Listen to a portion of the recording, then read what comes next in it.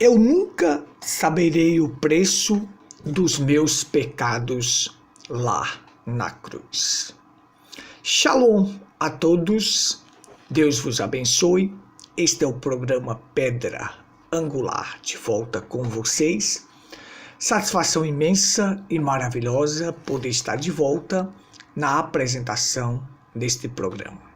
O Tabernáculo em Pedra Branca tem a honra de adentrar agora na sua casa, no seu lar, no seu trabalho, para transmitir as verdades de Deus reveladas para esta última geração. Não estamos aqui para fazer proselitismo, não estamos aqui para sermos melhor do que ninguém.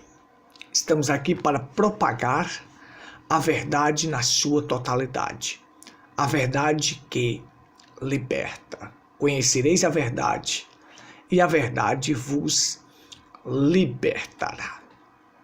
Nosso intuito, propósito, plano, finalidade com esta programação é levar a verdade até você, é fazer com que você conheça a verdade, a revelação da palavra. O mundo está cheio de denominações que estão propagando dogmas, credos e doutrinas falsas. Mas nós estamos aqui para pregar a Bíblia revelada. Toda a palavra de Deus. O homem vive de toda palavra que procede da boca de Deus. Então, se você observar esse programa, compare com as Escrituras e veja se aquilo que estamos falando aqui, se não é a verdade. Nós já falamos aqui sobre batismo, como deve ser o batismo verdadeiro em nome do Senhor Jesus Cristo, como deve ser a ceia, como deve ser a posição das mulheres. Não existe trindade. Trindade é uma doutrina pagã. E nesses últimos dias nós falamos sobre o Natal, o paganismo que é o Natal. Jesus nunca nasceu no dia 25 de dezembro. É improvável, é uma data que não tem condições, porque nós provamos com 4 razões básicas que Jesus nunca nasceu neste dia. Então, por isso, nós não viemos aqui fazer um proselitismo, angariar membros, angariar pessoas para estar junto conosco. Não, isso não vale de nada. É importante o quê? Levar as pessoas ao novo nascimento, as pessoas nascerem de novo. Você pode ter um com você, mas se essa pessoa nasceu de novo, vale a pena. Do que você ter 1.000, 2.000 pessoas com você, pessoas que não nasceram de novo.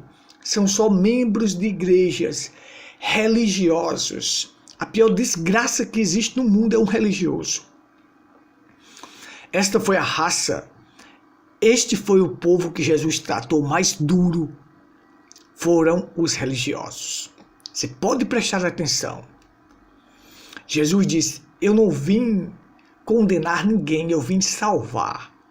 Mas aquela casta, aquela raça de gente chamada religiosos, que João Batista o tratou como raça de víboras e cobras venenosas. Jesus chamou guias de cegos. Jesus os chamou de hipócritas, sepulcros caiados. Jesus disse que eles tinham a chave, que nem entra e nem deixam os outros entrar.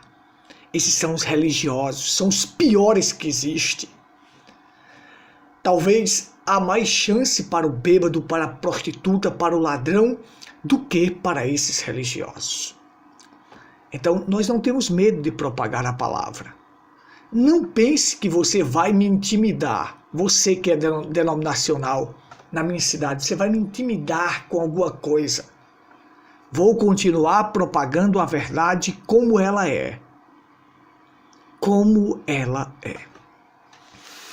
Então, seguindo em frente com a nossa reflexão, nós estamos concluindo aqui o livro de Gênesis.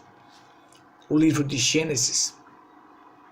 Um livro repleto de maravilhas, de mistérios, de coisas que são aplicáveis para as nossas vidas.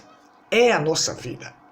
A vida de Abraão, a vida de um Isaac, a vida de um Jacó, é a nossa vida.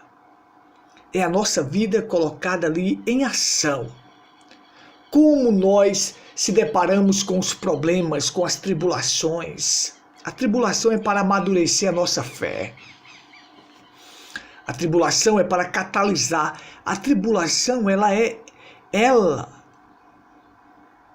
faz com que eu amadureça na fé, cresça na fé. E não, a tribulação ela não pode abalar a minha fé. No dia que a tribulação abalar a minha fé, então eu fracassarei. Então nada foge dos planos de Deus, tudo está sob o seu controle, nós não estamos à deriva neste mundo.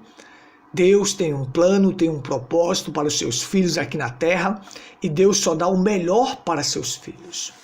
Então vamos lá. Nós estávamos em Gênesis 49, já havíamos feito 2 programações falando aqui da bênção de Jacó sobre seus filhos e nós chegamos até Judá. Paramos aqui, Judá, de onde veio Cristo. Nós fizemos aqui um resumo aqui sobre Simeão, Levi. Nós fizemos sobre Rúben, Simeão, Levi e Judá. De como Rúben perdeu a primogenitura porque maculou o leito do seu pai. Então, aquilo que Rúben não conseguiu fazer, José conseguiu, que foi vencer os instintos sexuais. Ou seja, José foi considerado um tzadik, por quê? Porque ele foi capaz de controlar os seus instintos sexuais diante de uma mulher bonita, a mulher do Potifar. Já Rúben perdeu o direito de primogenitura porque deitou com a concubina do seu pai. Então você tem. Os judeus consideravam um homem justo quando ele conseguia controlar os seus instintos sexuais. Então vamos lá, veja só. Você vai ver que Cristo não se envolveu nestas coisas, né? Ele controlou a sua vida. Ele era controlado por Deus neste aspecto. Porque você sabe, a relação ela só é correta no casamento. No casamento. Fora disto, é perversão e te levará à destruição. Só depois do casamento, com a sua esposa, uma só mulher, sim, aí sim. Mas fora disto é perversão e te levará à destruição. Fora disto é adultério, fornicação ou prostituição. E essas 3 coisas, quem pratica tais coisas, não herdarão o reino de Deus. Mas vamos lá, para a gente concluir aqui, nós vamos falar sobre Zebulon. Nós vamos ler aqui em Gênesis 49, a partir do 13, para concluir a bênção de Jacó sobre seus filhos. Bênçãos proféticas que posicionaria eles na terra prometida. As bênçãos eram um recurso divino que posicionaria a pessoa ali, de acordo com aquela bênção. Então você vai ver que Rúben perde a primogenitura, era um bom primogênito, mas por causa disso perdeu. Simeão e Levi também perderam porque usaram a espada como instrumento de destruição. Eram raivosos e furiosos e por isso descontroladamente praticavam erros, perderam. E Judá vem e Judá dá um elogio porque este homem mostrou-se ser um homem transformado e um homem arrependido. E a techuvá para os judeus era uma das coisas mais importantes que existe. Era um homem que se arrepende, que aprende com os seus próprios erros. Ele erra, mas ele é capaz de aprender com os próprios erros. Então, o tal homem, Deus se inclina para ajudá-lo. Salmista Davi disse: um espírito quebrantado e um coração compungido não desprezará. Ó Deus, Deus não resiste um espírito quebrantado e um coração arrependido. Ele não resiste, ele ajuda a este homem. Então veja só, meus amados. Gênesis 49, 13. Zebulon habitará no porto dos mares e será como o porto dos navios, e seu termo será para Sidom. Zebulon foi um homem de negócios. Ele habitaria no porto dos mares. Zebulon faria de tudo para ajudar a seus irmãos Issacar a estudar a Torá. Então, essa tribo era homens de negócios. Eu quero falar sobre as tribos aplicadas para nós, não historicamente, porque isso aí levaria muito tempo. Então, terra de Zebulon, terra de Naftali, Galileia dos gentios, o povo que habita em trevas viu uma grande luz. Então ali você vê que Jesus estava ali, aquilo ali eram os termos de Zebulon.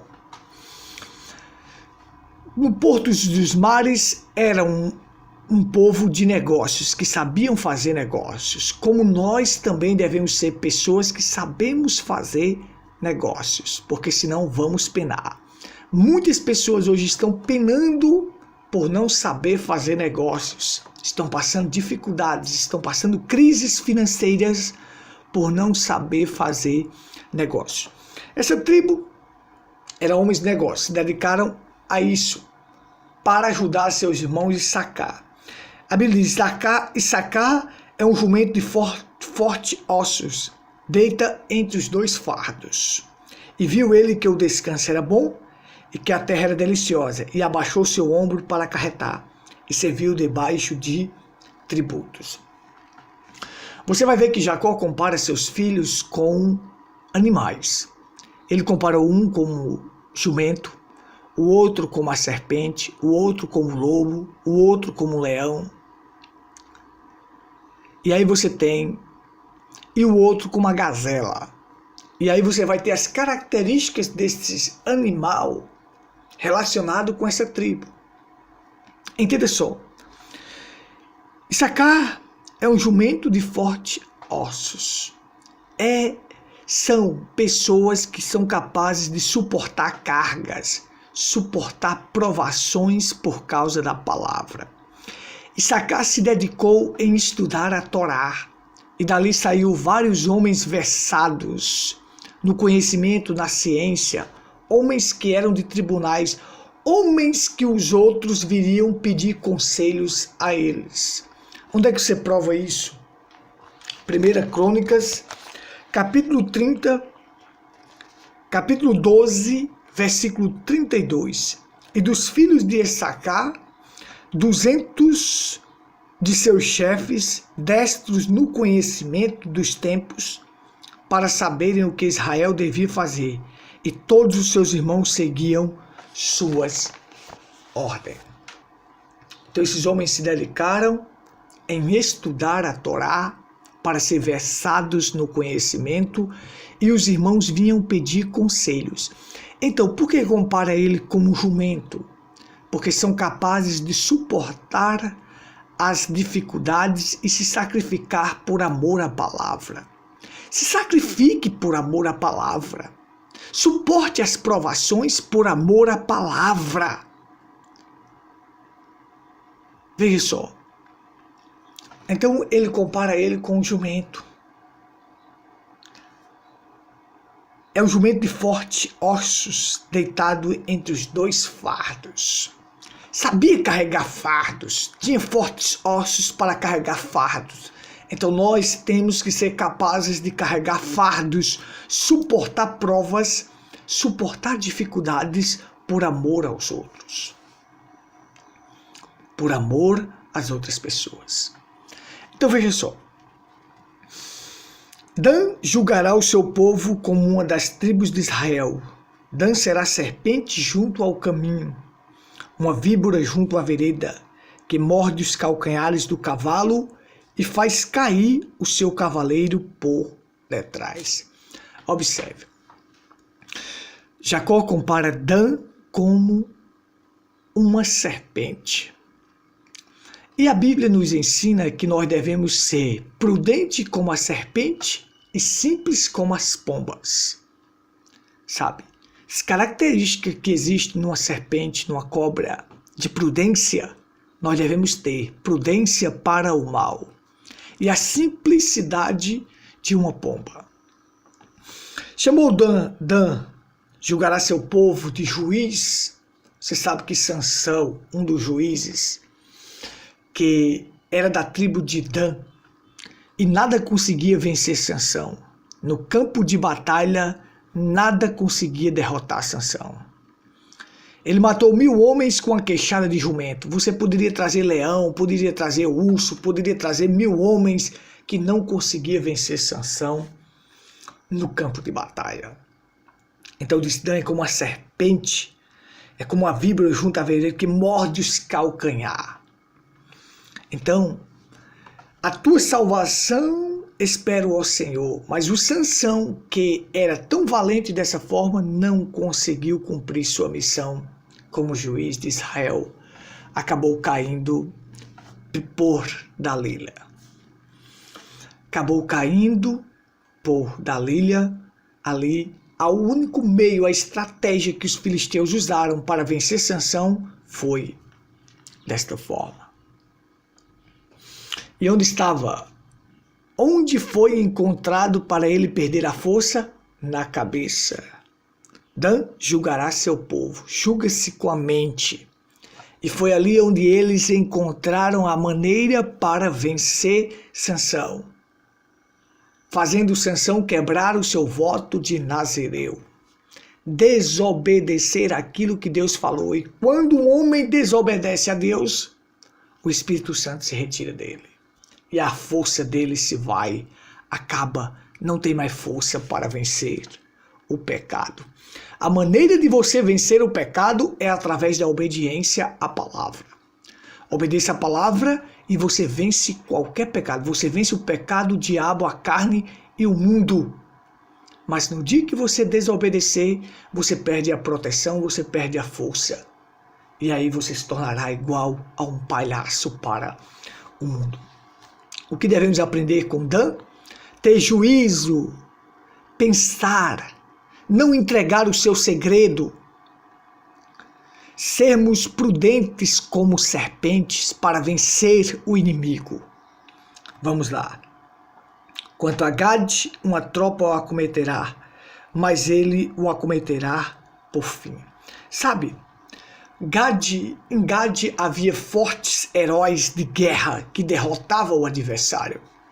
A primeira coisa que Josué fez quando atravessou o Jordão foi chamar os Rubenitas e os Gaditas para ir à peleja. Ali havia homens de guerra, homens que derrotavam os adversários, homens que não desistiam. Como Gade, nós devemos ser homens valentes, homens que não desistem, homens que enfrentam o inimigo e vencem. Desta forma, é isso que nós podemos aprender com Gade. Vamos seguir em frente? Naftali é uma gazela solta, ele dá palavras formosas. Naftali, ele compara como uma gazela rápida, uma gazela corre rápido. Sabe, a terra de Naftali era a terra em que os frutos amadureciam mais rápido. Como Naftali, nós devemos ter um amadurecimento rápido. Jesus disse, eu vos escolhi para que vardes e deis bons frutos e os vossos frutos permaneçam. Observe, a árvore que não dá fruto será cortada e lançada no fogo. A Bíblia ensina isso. Então Jesus disse, eu vos escolhi, eleito é escolhido, para quê? Para ir e dar bons frutos, e vossos frutos permanecer. Então, quando as pessoas queriam um mensageiro para levar uma mensagem, espalhar uma notícia de um local para outro, justamente pegaram mensageiros da tribo de Naftali, por isso que Jacó o considerou como uma gazela. E como Naftali, nós devemos ser, sabe o quê? Rápido para espalhar a boa notícia do Evangelho, a boa notícia de salvação. Devemos ser dessa forma. Não para espalhar más notícias, porque existem pessoas que são correio da má notícia. correio da má notícia, mas devemos ser rápidos para espalhar a boa notícia, o Evangelho. O Evangelho é uma boa notícia de salvação. Azé diz: de Azé seu pão será gordo, e ele dará delícias reais. A terra de Azé, ela produzia ricos frutos, muitas oliveiras, e ali existia muito azeite de oliva, a qual o azeite usado no templo era comprado justamente ali da tribo de Azé. Sabe, como Azé, nós devemos ser aqueles que produzem, que têm azeite para dar, e o azeite é a figura do Espírito Santo. É ali onde as pessoas devem encontrar o Espírito Santo. Aonde? Em nós. Encontrar o Espírito Santo em nós. Vamos lá? José é um ramo frutífero. Junto à fonte, seus ramos correm sobre o muro. Observa só aqui, ó. Youssef resistiu o pecado da mulher de Potifar. Criou seus filhos no Egito e nunca deixou seus filhos perder os princípios da Torá, os princípios de Deus. Mesmo criado numa nação idólatra, numa nação cheia de coisas ruins, ele conservou os princípios dos seus filhos com relação à Torá, com relação a Deus. José estava no Egito, mas o Egito não estava em José. É a mesma coisa, nós estamos no mundo, mas o mundo não está em nós. Foi considerado um ramo frutífero, por quê? Você planta um ramo aqui, ele alarga os seus ramos e ultrapassa as paredes, ou seja, é ultrapassar os limites. Sabe, é ultrapassar limites de perdão, de salvação. Seus irmãos foram salvos por causa de José. É você chegar diante dos seus irmãos e dizer assim: isso é ultrapassar limites. Não foi vocês que me enviaram para cá. Foi Deus que me enviou para conservar a vossa vida. Tudo isto foi plano de Deus. Isso aí você ultrapassa limites. Quando você sabe que as coisas que acontecem em sua vida é plano divino. Deus está na causa, Deus está no controle. Creia, somente creia. Por isso que José nunca perdeu a fé, a esperança e a confiança em Deus. Ele foi próspero na casa do pai, na casa de Potifar, na prisão e no palácio. José conservou seus filhos no ensino da Torá. Tanto é quando Jacó chegou ao Egito, ele levou seus filhos para ser abençoado por Jacó. Jacó é uma figura da graça. E eu quero que meus filhos sejam abençoados pela graça. Quero criar meus filhos no caminho do Senhor.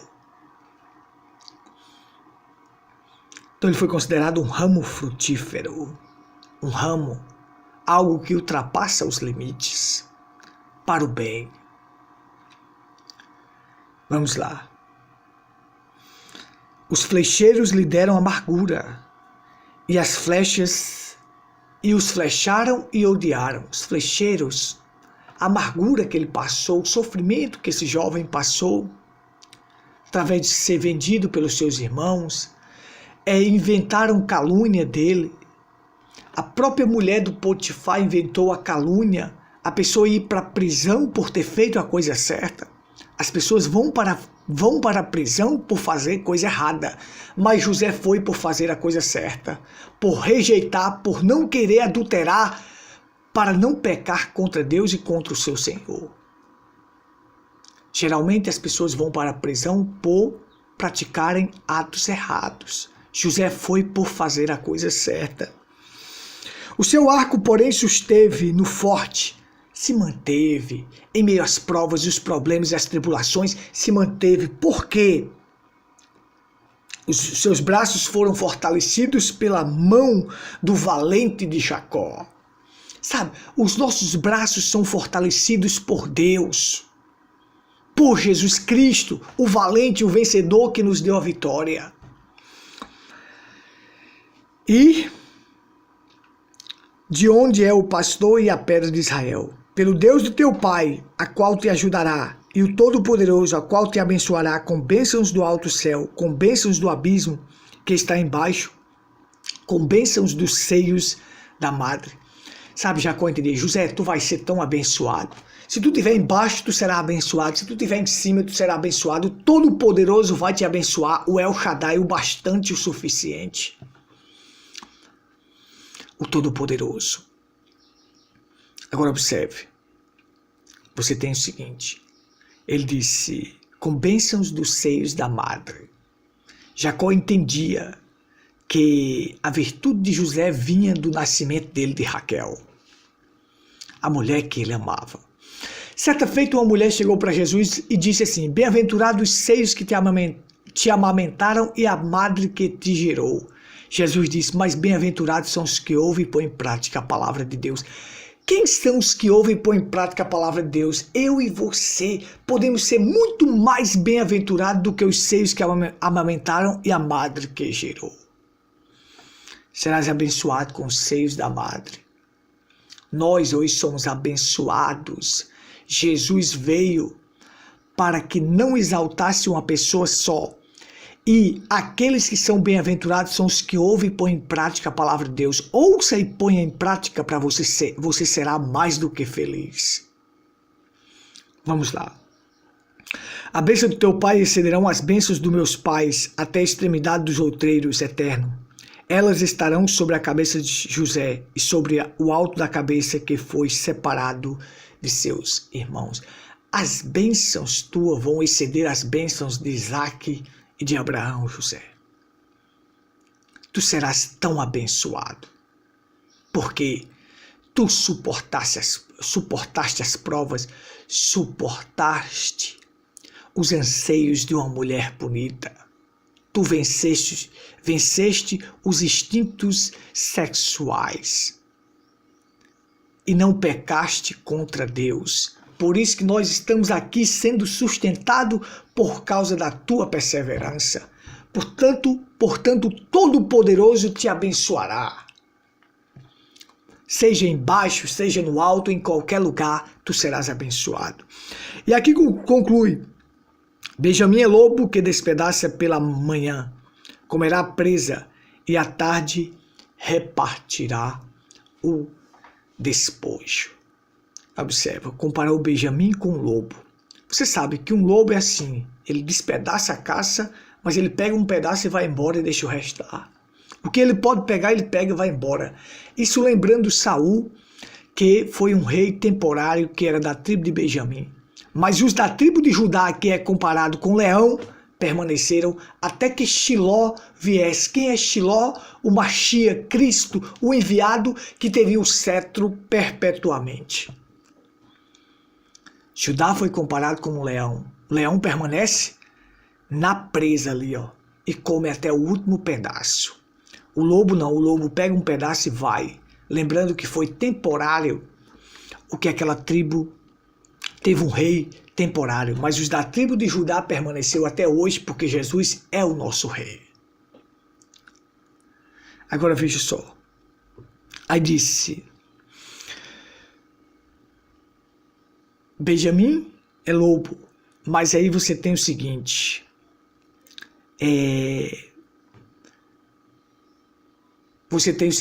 assim como Judá foi comparado como um leão, Benjamim foi como um lobo temporário. Mas você sabe que eu só estou pregando o evangelho aqui por causa da tribo de Benjamim. Isso é maravilhoso. Quando Raquel estava para dar à luz em meio a dores de parto, naquela crise que ela iria morrer, no momento de crise ela fala palavras que não devia. Muitas pessoas no momento de crise falam palavras que não devem. Ela diz, será chamado Benoni, filho da minha dor. É o filho da minha dor, dessa dor que eu estou sentindo que vou morrer. Jacó, com a visão de futuro, disse, não. Benoni não, Beniamim ou Benjamim. Aqui a gente chama Benjamim, mas é Beniamim. Filho da destra. A destra significa grandes coisas. A representação de destra é poder, domínio e autoridade. Jesus está à destra de Deus. Deus é invisível e infinito. Algo que é invisível e infinito você não conhece nem lado direito nem lado esquerdo. Quando usa esta expressão destra, quer dizer poder, domínio e autoridade. Isso aqui será filho do meu poder, domínio. Será filho da destra. De Jacó, de Israel, filho da destra. Foi comparado com o lobo. Mas desta tribo veio o maior mensageiro que existiu na terra depois de Cristo. Quem? O apóstolo Paulo. O maior mensageiro depois de Cristo foi o apóstolo Paulo. William Branham pregou o que Paulo pregou. William Branham pegou o que Paulo pregou e revelou para nós. Ele veio revelar. Paulo escreveu e colocou as coisas em ordem. Foi o mensageiro levantado para colocar a igreja em ordem. Colocar a igreja em posição. Agora observe. Se não fosse o apóstolo Paulo, nós não estaríamos aqui. Eu não estaria aqui pregando este evangelho, porque William Branham disse: eu preguei o que Paulo pregou. Se os de Paulo entrar, os meus também entram, porque eu preguei o que Paulo pregou. E hoje eu estou pregando esta mensagem por causa de quem? Do apóstolo Paulo, que Jesus Cristo levantou, William Branham revelou, e hoje eu estou propagando isto, mas também por causa de quem? De Benjamin. E tudo por causa de quem? De Jacó, a graça, porque tudo vem pela graça. Jacó simboliza a graça. Com uma visão de futuro, ele diz: Benoni não, Benjamin, filho da destra. Isso é maravilhoso. Isto é simplesmente maravilhoso. Meu tempo já se esgotou, já passei do tempo. Só quero convidar vocês para os nossos cultos. Rua Cândido Gambarra, sem número, próxima à antiga Caixa d'Água. Ali está o nosso tabernáculo. Vem estar conosco. Domingos e quarta, às 19h30. Você é o meu convidado especial. Rua Cândido Gambarra, sem número, próxima à antiga Caixa d'Água. Ali está o nosso tabernáculo. Vem estar conosco. Domingos e quarta, às 19h30. Se desejar contato, nosso WhatsApp é 083 8628 6747. Que Deus te abençoe. Fique na paz. Shalom.